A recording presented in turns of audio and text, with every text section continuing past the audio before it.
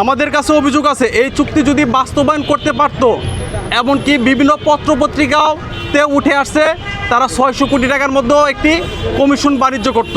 আমাদের মূল অভিযোগ তিনটা: নিউমোরিং টার্মিনাল এবং 600 কোটি টাকা সম্ভাব্য দুর্নীতি, যেটা বিভিন্ন পত্রপত্রিকাতে অলরেডি উঠে আসছে। চট্টগ্রাম বন্দরের নিউমোরিং টার্মিনাল দুবাই ভিত্তিক কোম্পানি ডিপি ওয়ার্ল্ডের সাথে কনসেশন চুক্তির জন্য অভিযুক্ত ব্যক্তিরা মরিয়া হয়ে কাজ করে, আপনারা সকলেই জানিয়েছেন। আমাদের কাছে অভিযোগ আছে এই চুক্তি যদি বাস্তবায়ন করতে পারত, এমনকি বিভিন্ন পত্রপত্রিকাতে উঠে আসছে তারা 600 কোটি টাকার মধ্যেও একটি কমিশন বাণিজ্য করত।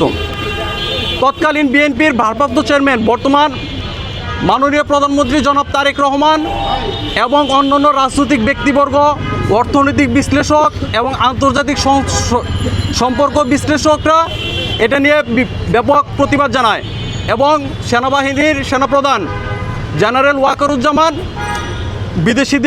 বিদেশি কোম্পানির কাছে চট্টগ্রাম বন্দর দেওয়ার বিপক্ষে প্রধান উপদেষ্টার কাছে প্রতিবাদ জানায়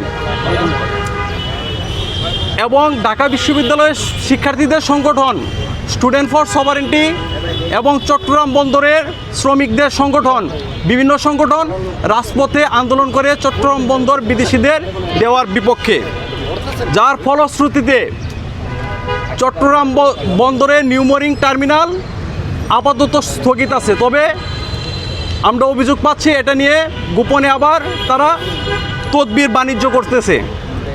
2 নাম্বার ছিল অস্বাভাবিক দ্রুততায় চুক্তিগুলো সম্পাদন করছে। আপনারা সকলেই জানেন গত 17 নভেম্বর শেখ হাসিনার যেদিন রায় হয় সেদিন 2টা বন্দরের সাথে তারা বিদেশি কোম্পানির সাথে চুক্তি করছে। একটা ছিল আপনার বিদেশি কোম্পানি ডেনমার্কের এপিএম টার্মিনালসের সাথে চট্টগ্রাম বন্দরের লালদিয়া টার্মিনালসের মোট 48 বছর, 3 বছর, 30 বছর এবং 15 বছরের চুক্তি স্বাক্ষরিত হয়েছে, যা 4 নভেম্বর 2025 থেকে 17 নভেম্বর 2025 মাত্র 13 দিনের ব্যবধানে চুক্তিগুলো সম্পাদন হয়েছে। আমরা মনে করি এখানে অস্বচ্ছতার বিষয়গুলো লক্ষ্য করা যায়। এবং একই দিনে আরও একটি টার্মিনাল পানগাঁও টার্মিনাল সুইজারল্যান্ড ভিত্তিক কোম্পানি মেডলক এর সাথে 22 বছরের কনসেশন চুক্তি হয়েছে। এটিও অস্বাভাবিক দ্রুততা মাত্র 11 দিনের ভিত্তিতে সম্পাদন হয়েছে। 3 নাম্বার ছিল এনডিএ বা গোপন চুক্তি।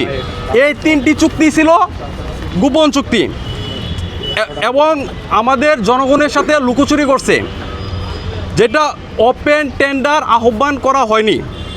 যেহেতু গোপন চুক্তি ছিল তাই প্রমাণ করে এখানে বিশাল অঙ্কের আর্থিক লেনদেন হয়েছে। আপনারা সকলেই জানেন নির্বাচনী তফসিল ঘোষণার পরে ইন্টেরিয়াম গভর্নমেন্টের এই ধরনের চুক্তি করার কোনো এখতিয়ার নেই।